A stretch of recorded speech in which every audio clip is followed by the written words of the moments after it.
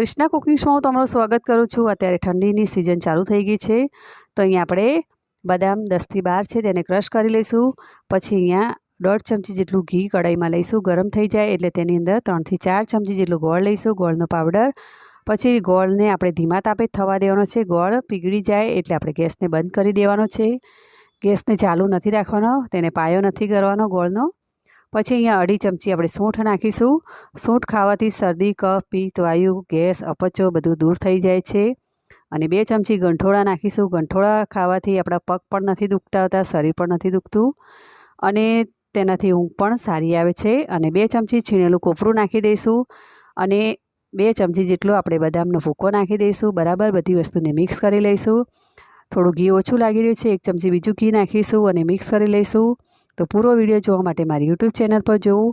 તો અહીંયા ઘી નાખ્યા પછી તેને આપણે મિક્સ કરી લઈશું। 1/2 ચમચી